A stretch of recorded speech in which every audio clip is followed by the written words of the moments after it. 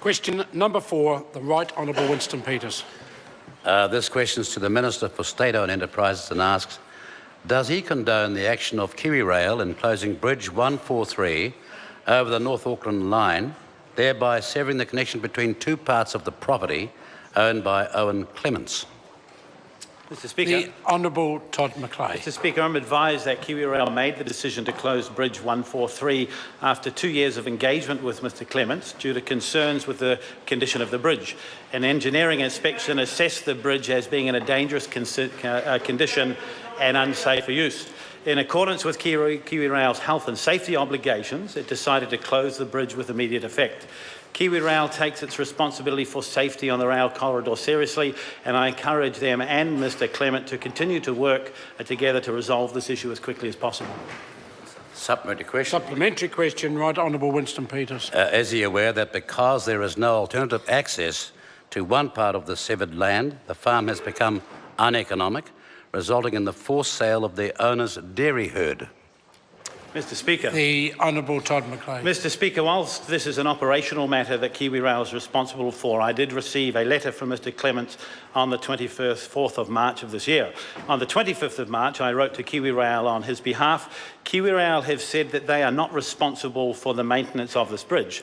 In this case, the responsibility to maintain, upgrade and replace the bridge lies with the bridge users. I do understand, however, that KiwiRail are in discussions with Mr. Clement, and I would encourage both parties to continue to work together towards an outcome where there is safe access to the rail network for all concerned and equal access to the property owner. Supplementary question. Supplementary question, Right Honourable Winston Peters. Does he acknowledge that the bridge was built because KiwiRail's predecessor had severed the property in 1922 with the railway line, and that KiwiRail was responsible for maintenance and repairs for decades, and that KiwiRail should keep it open? If not, why not?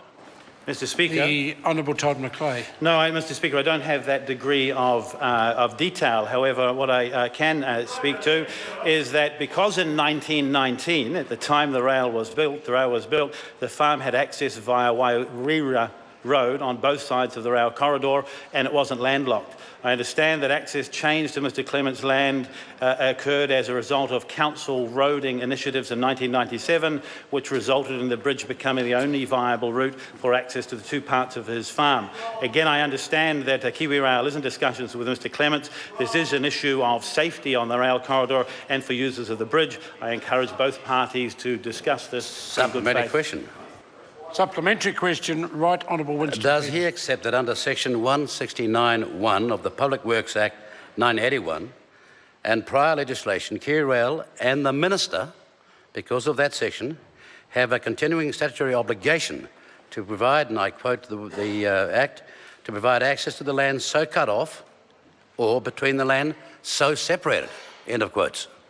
Mr. Speaker. The Honourable Todd McLeay. Mr. Speaker, KiwiRail first raised this issue with Mr. Clement in December of 2013. There have been many ongoing letters and discussions between them. I don't have the level of detail the member has raised. If you'd like to set that down in question, I'd be happy to look into it for him.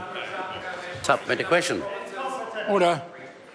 Supplementary question, Right Honourable Winston Peters. Given that the Minister wrote a letter to Mr. Clements, and looking at the Act and the decades under which KiwiRail maintained that bridge, will he now act to see that KiwiRail maintains and reopens the bridge with the appropriate compensation for Mr. Clements and not uses its funds to try and beat a farmer down?